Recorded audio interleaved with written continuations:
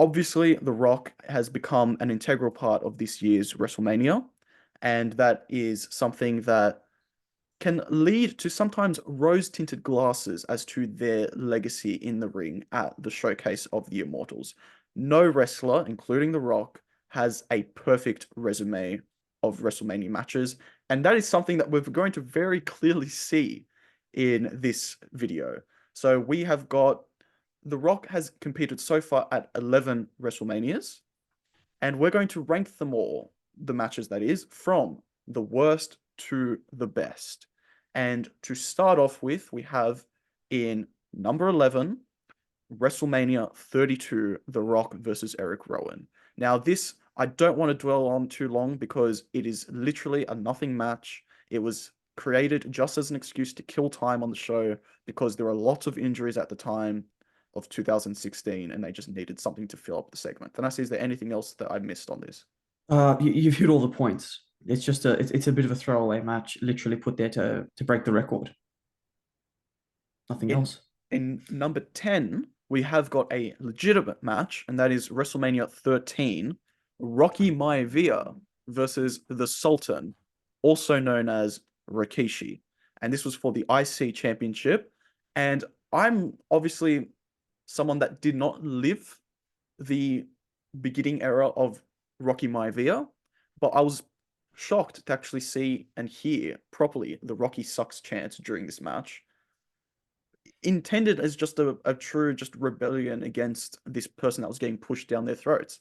And the thing that I see is watching this match back, the biggest takeaway I had is listening to the commentary was more entertaining than the in-ring action. So they had guys like the Honky Tonk Man, Jerry Lawler, Vince McMahon, and JR on commentary.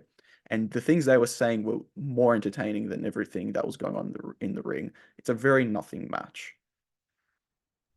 And this was his first Mania match. He was only a rookie at the time, so he did get better.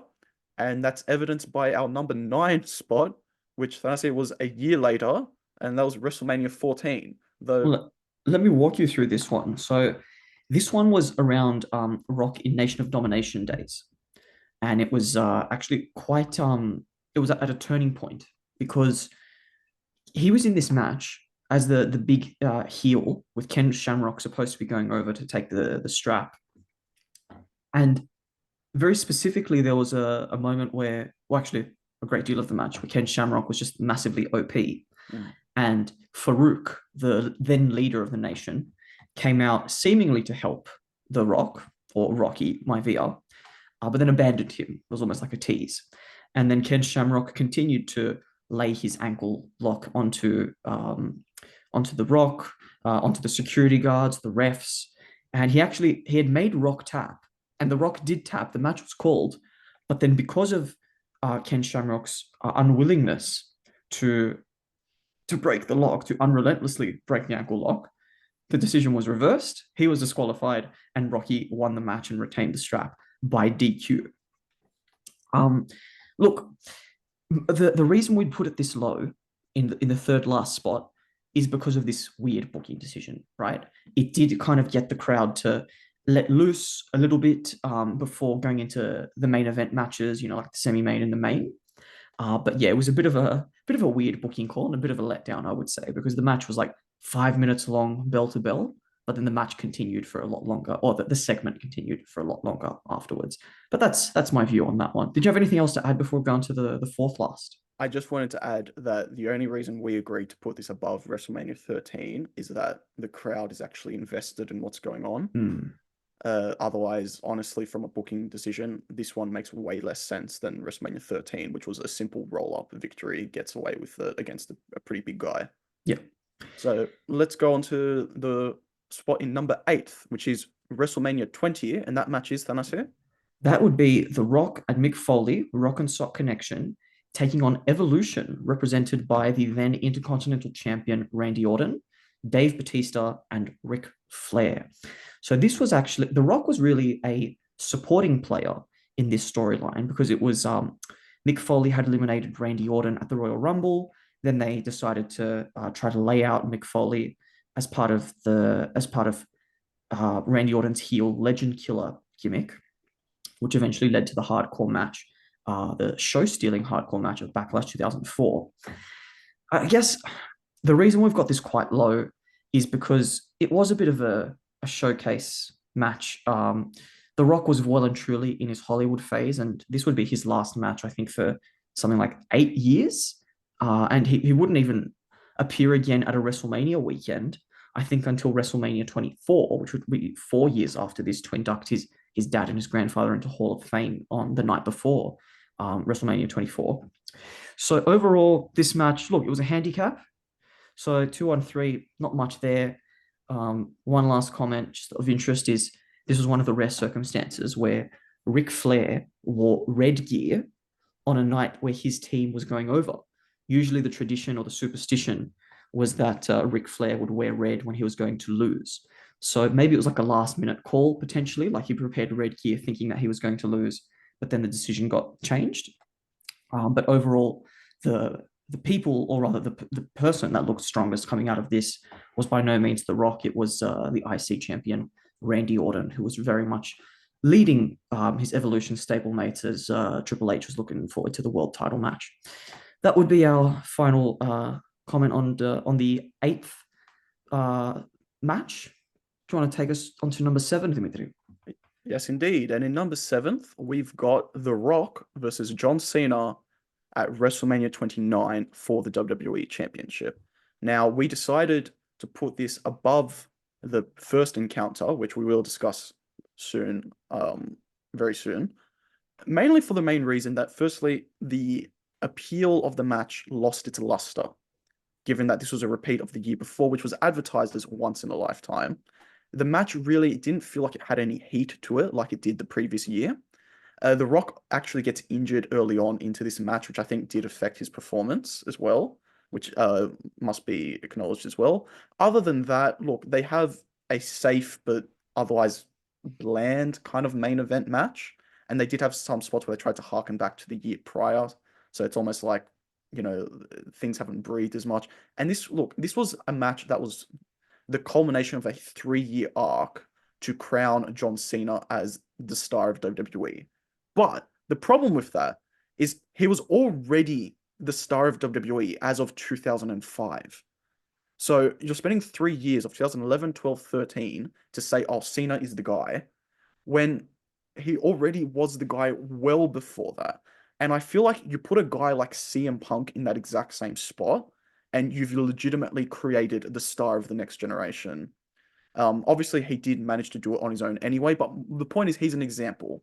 You could have utilized The Rock a lot better, and I feel like this didn't have the same energy to it as the previous match they have. And in general, it's kind of just a there match. It's not bad, but there's nothing really exciting about it. Is there anything I missed on this?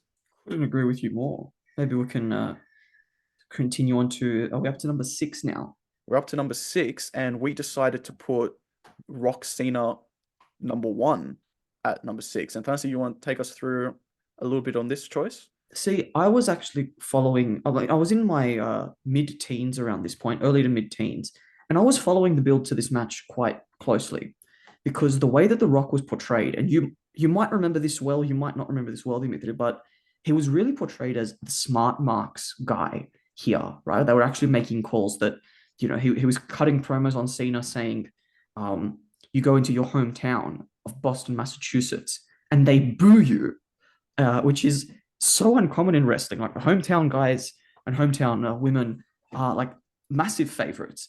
And The Rock was specifically calling out that the fans of Boston had turned on Cena as well.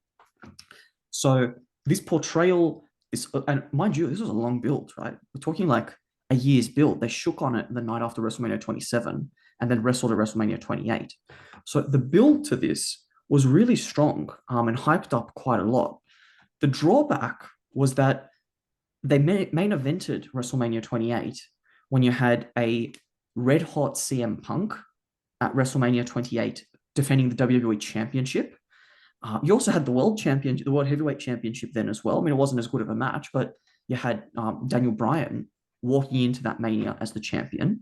When can we ever say that we had these two indie guys, these Ring of Honor stalwarts, walking into a Mania as world champion at the same time?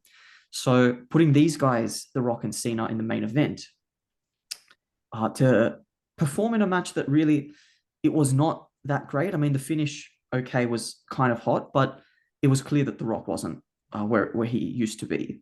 Um, and I mean, he was still a part timer, and he got the main event victory, essentially unheard of prior to this having happened.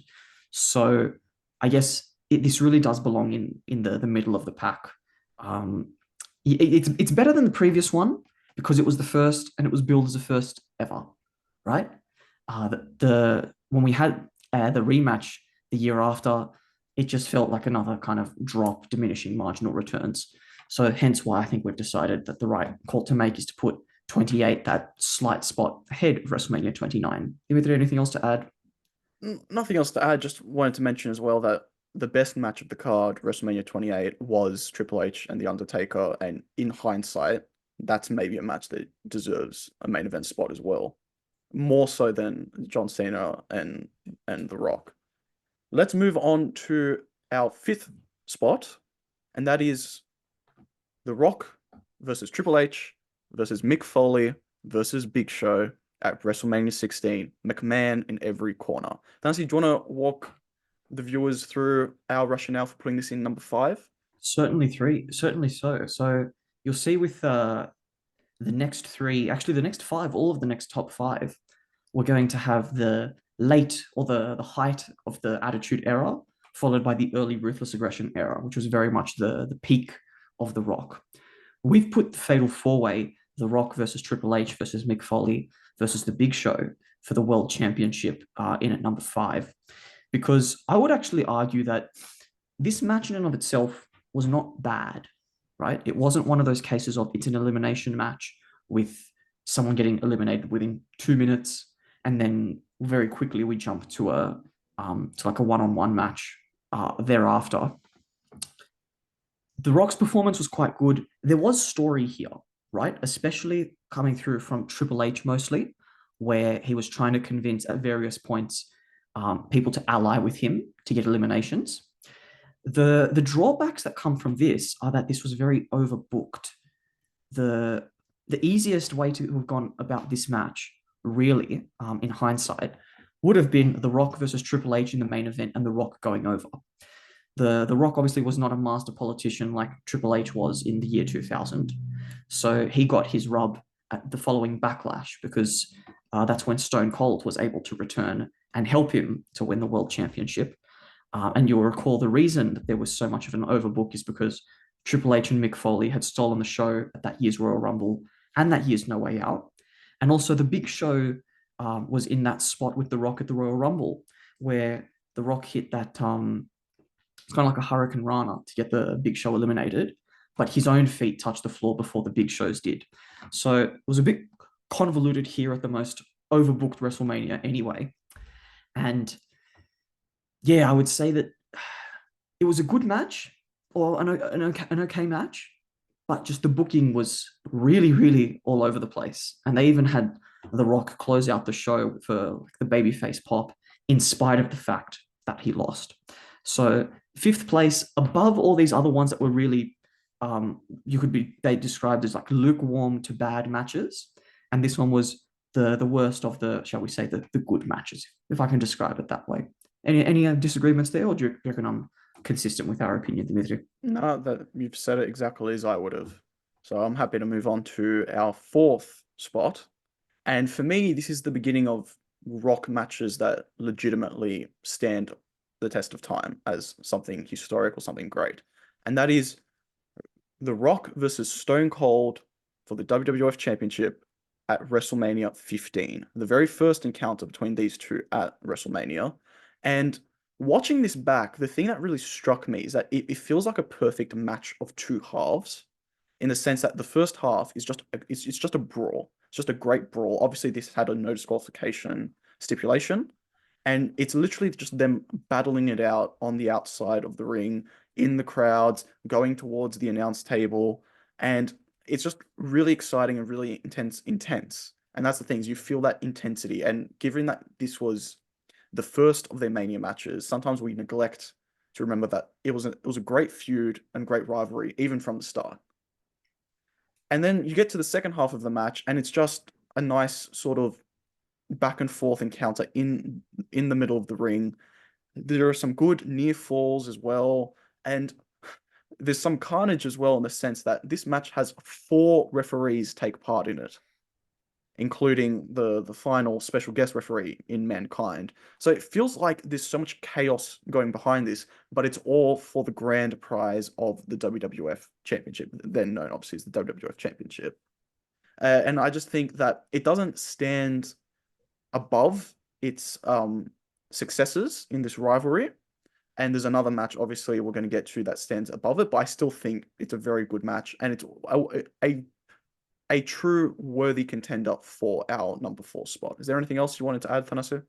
Look, I'd say that there's a good reason that this one is the lowest of the Rock and Stone Cold Steve Austin trilogy, and it's mostly because a lot of the main event was dedicated towards before filler and after the match filler as well. We'll get a bit more into how prominent the other two were as we continue on. Maybe I can take the number 3 spot now. What do you reckon? Take number 3, and what have we got in number 3? We have put the WrestleMania 19 match between The Rock and Stone Cold, which was the third encounter that they had, their first real ruthless aggression encounter, where they were both in I would say, the twilight of their prime, if I can describe it that way. They both had some future matches, future encounters, but it was quite clear that The Rock was in his first iteration of the Hollywood Rock, where he had embraced that side of the gimmick. Stone Cold was getting ready to retire after this match. And they really stood out on this card, which says something because this was a card that had Shawn versus Chris Jericho. It had, for some reason, Hulk Hogan versus Vince was actually a pretty nicely done match as well, funnily enough. And of course, Brock versus Kurt Angle. So for Rock and Stone Cold to go out there and give it all, it was almost not going to happen, to be honest with you, because WrestleMania 19 was earmarked as Stone Cold versus Hulk Hogan. That was what the plan was going to be. But because Stone Cold said, I'm going to retire and I want to put over The Rock in my last match, that was the decision that the booking went. And frankly, given the match that we got, it was the right call. It really felt like the culmination of their arc. Not the best match of their trilogy, but a really, really good match where both of them performed quite well. The Rock turned out in the prime of his Hollywood Rock heel phase and managed to get back that one win in the end to avoid going down in a 3-0 sweep. Anything else you wanted to add there on WrestleMania 19? No, nothing else. It's still a very good match. Holds up fantastically. I'm happy to go on to our second spot. Now, for those sort of keeping track, they'll know what our number 1 is after I say this. But we've decided to put The Rock versus Hulk Hogan at WrestleMania 18 in number 2. And this is a match that it is not known for technical skill. It is not known as the match that inspires the wrestlers of the next generation as to how they're going to move in the ring and how to build their athleticism. But the thing it has is one of the greatest moments of just absolute crowd engagement. The two ignited the fans so much, unexpectedly as well. They didn't know exactly how it was going to be, but that Hulkamania love comes flowing through every fan in Canada for some reason. Uh, and I just want to say that any match where every single bit of offense, when it's as simple as just a punch from one wrestler, ignites a pop, you're doing something right. So I just want to say it's probably, and also I want to mention, I might be wrong, but I feel like this is probably the only time the WWE star of one generation versus the star of another generation match actually felt like it worked. Like it felt like it delivered what it was supposed to do and that it was fine. And I feel like they actually tried to recreate this in years prior with The Rock and John Cena. And in terms of engagement, yes. But like I feel like those matches, no one really wants to go back and watch them now. Whereas people do go back to watch Hogan versus The Rock. Is there anything I missed? Look, I mean, the only point that I'll add is that you remember how Edge says that he was at WrestleMania 6 and had his heart broken when Ultimate Warrior defeated Hulk in Canada. Well, Edge was on the card when Hulk came back and had a show-stealing match. He still lost against The Rock, but he got to see that as a grown man, and on the same night that he won the shampoo commercial match. So that's all I'll add on to that one. And Thanasi, that takes us to our number one spot. And was it ever in doubt? Rock Austin at WrestleMania 17. Take us away. Well, the main event of the best WrestleMania of all time. How could we have put anything else? I know you and I have got many fond memories of watching this match and the whole card. But if I can just reflect a little bit in with without the nostalgia and looking at this objectively, I watched this match again this year. My biggest takeaway is that the crowd is so hot throughout this match. And when you're doing 4 hour pay-per-views, you have to time it properly. You have to sequence things properly to make sure that the crowd is not too tired by the time the main event comes around so that they can enjoy it properly. And boy, oh boy, either the sequencing was fantastic or this match was just so undeniably amazing that you had 2 stars. And this was peak attitude era, right? So you had these two were not in the twilight of their careers, but well in their prime. In fact, at the heights, I would say, of their popularity. And putting them in the same ring was just simply undeniable. Like you had lightning in a bottle here. The booking decision, I think there's question marks on if it was the right call, or rather, if it led to the right direction thereafter, because it had Stone Cold essentially turning heel, making a deal with the devil. But it certainly was a mix-up from their previous encounter at WrestleMania 15, which is a lot more standard stock, right? Babyface wins and has a long celebration. The WrestleMania 15 was a celebration with Earl Hebner with a beer, and this one was a celebration with Vince McMahon and a beer. But I their think it, performance was, I yes, go think on, it sorry. says something about the strength of the match that almost no one ever really brings it up. Everyone knows it. And it's like when they actually talk about the match, like, oh yeah, and that's how it ends. But like, it doesn't ruin any of the allure or the mystique behind it. And anyway, so you're going to bring up as well about the performance of the two. The performance, I would say, because the Attitude Era stars, the big ones, The Rock and Stone Cold, and in fact, even the other franchise players like Cena and Hogan, these are the guys that know how to sports entertain, and they're not known for professionally wrestling. What do I mean by that? This wasn't by no means a technical masterpiece, but the crowd was on their feet because these guys knew how to get the attention of the crowd, how to captivate them. You had these incessant chair shots to The Rock to eventually keep him down.